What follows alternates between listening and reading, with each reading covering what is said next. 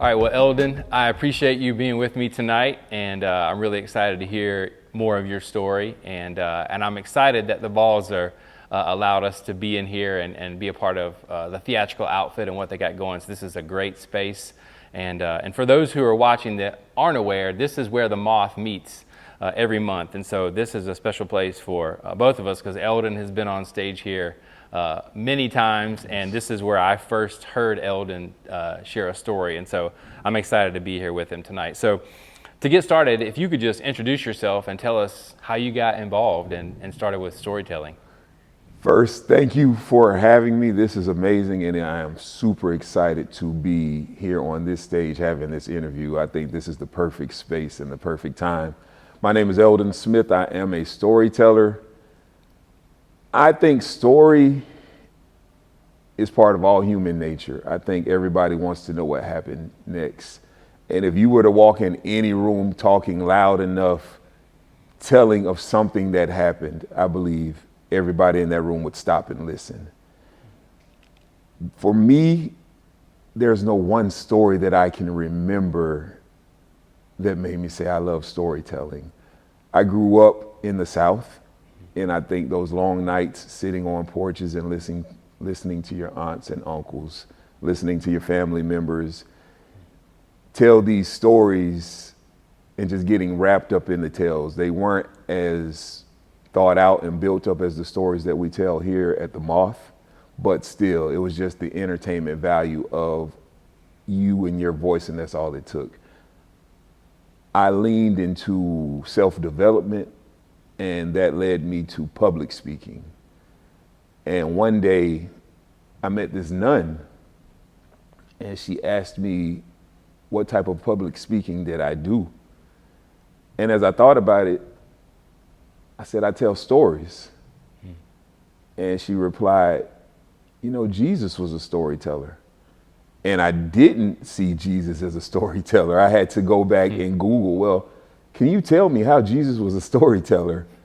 And they gave me the answer, the Proverbs and the stories that he would tell to get the message across to his listeners. I think it's just something that has been here through all mankind, not mankind. What is the word I'd like to use? Since mankind has been here on this earth, I think people may have sat around fires and shared stories. And so that brought me here to this stage today. Yeah, man, that's awesome. I mean, I love the idea, again, of just thinking about history and all the people that we've known who we might have not have thought were storytellers, but yet, again, it's part of human nature. It's who we are. Telling our story is in us. And so, yeah, that's awesome, man. Well, do you remember the first time you ever told a story, either on stage or in front of a crowd, and kind of how that experience felt to be vulnerable and to tell your story in front of, whether it was people you knew or not? I'd love to hear about that. The first time I actually stood in front of a large crowd and told a story was on a Moth stage. The funny part about it is I didn't know what the Moth was. I was led to Asheville to a show called Moth Live Storytelling. And even walking in the building, I had to ask the lady, what exactly is this and what do they do? And she said, well, you put your name in a hat. If your name is pulled, you've got 5 to 6 minutes to tell a story built on a theme. I didn't have a story prepared, but I had drove almost 3.5 hours. And my mindset was, you've come this far, you've worked this hard to be able to build your skill as a public speaker. It would suck to go back to Augusta and not at least have put your name in that hat. And I put my name in the hat, and lo and behold, I was the third teller. And when they called my name, it was showtime. I walked up on that stage and I had a story loosely based around the theme. I told that story off the top of my mind, and it was the interaction from the crowd. Once I got that feedback, once I got that applause, I think it's like everybody else that tells that story for the first time at the Moth, man, I was hooked. And from there, I just began traveling to Asheville, not even knowing that we had a Moth here in Atlanta. And someone told me, that's right up the road from you in Atlanta. I was like, do they have one? And I walked in, I was like, how long have you guys been here? She said, oh, every bit of maybe 3 years. And I was like, that's hilarious. I had no idea. And since then, I've just watched this community grow. So that's what keeps me coming back, is the people here at the Moth, people like you, people like Gina, people like Al, that make this such a communal space that it feels like family when you walk in here. Everybody is supportive, everybody is welcoming, and we're all here to share a moment in time with others. Absolutely. Do you remember that first time showing up here and some of the people that you met right off the bat? Do you remember who some of those people are? Are they still here? They are no longer here. It was actually another producer at the time. And it was the same thing with her. She had built this community, but John Good, I'm sure you've heard his name before. Everybody talks about John. I've met John is a superstar. He was the host, and he might have thought I was a little bit crazy, because after my story, I walked up to him and I said, man, any feedback you can give me and tell me how I can better grow as a storyteller, I'd surely appreciate it. So John continued even after Meredith moved on with her life and Gina became the new producer. John was still here, and I think John has been one of the backbones of this show that has allowed it to become what it has become. Yeah, that's really cool. That's kind of part of the way I got connected to the Moth here. Was I went to a Creative Mornings event that Amina Brown was hosting, Right. and John was the main speaker for that morning.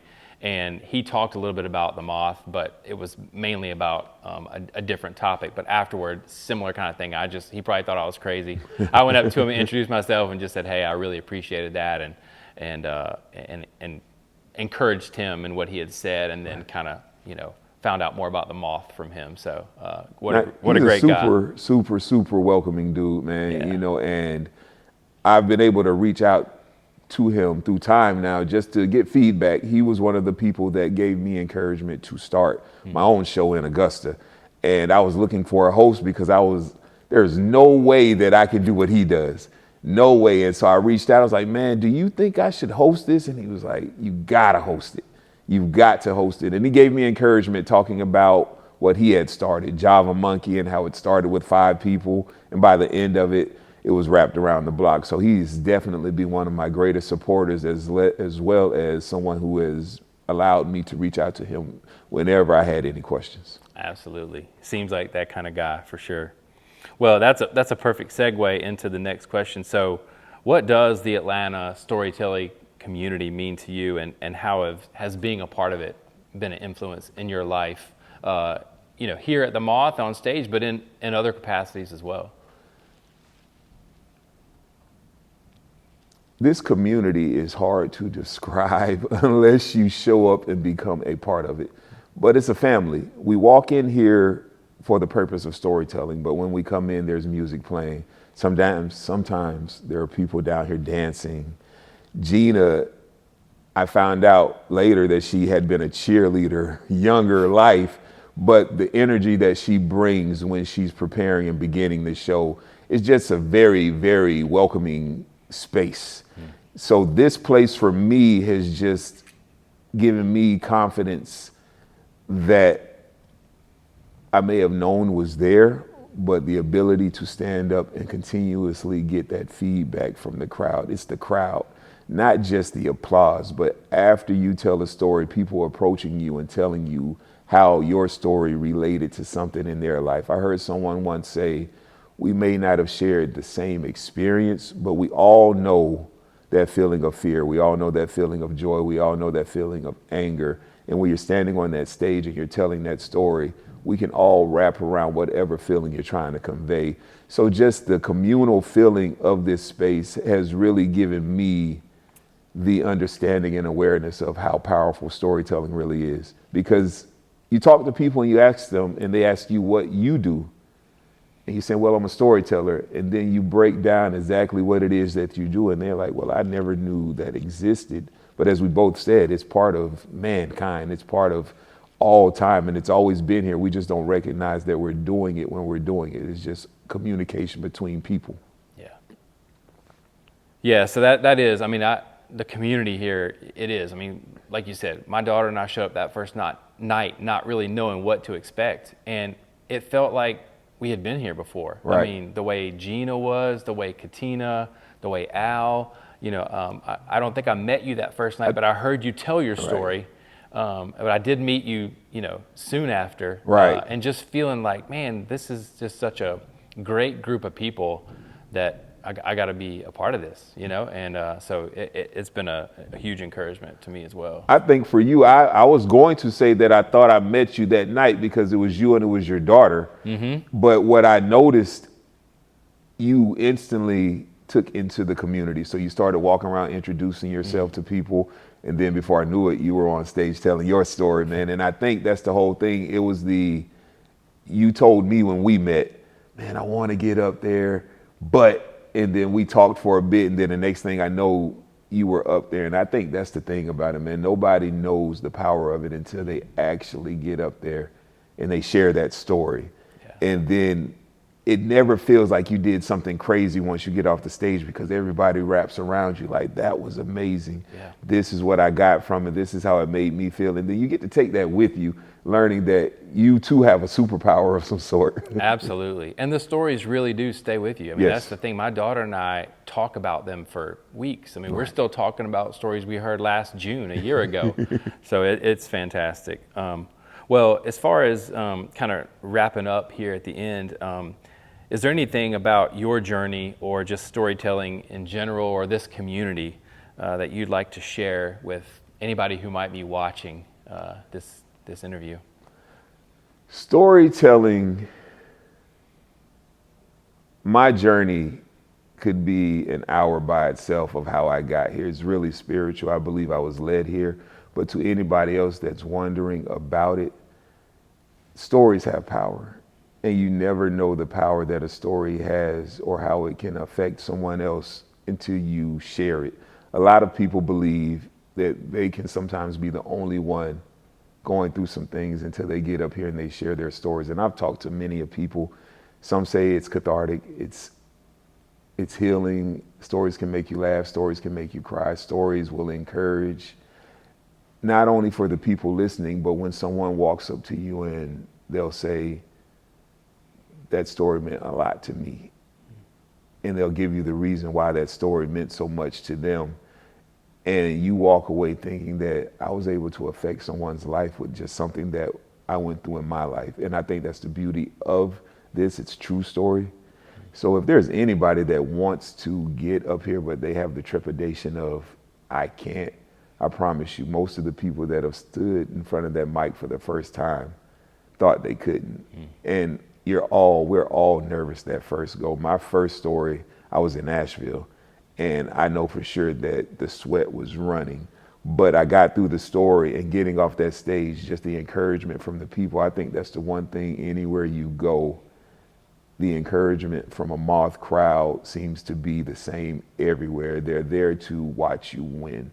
They're there to watch you succeed in sharing something that is very personal. It's just you.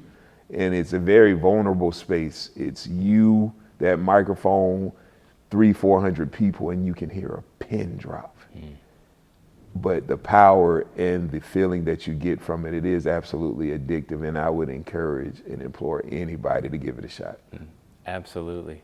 Yeah, totally. Well, if it's okay with you, I'm going to kind of go a little off script maybe and just see, as far as thinking about your experience here at the Moth and coming, is there any one person or any story that you've heard here, maybe recently, that still stands out to you? And it doesn't have to be the Moth; it could be any of the places that you've been. But is there one that really touched you in such a way that you've been thinking about it or have thought more about it since then?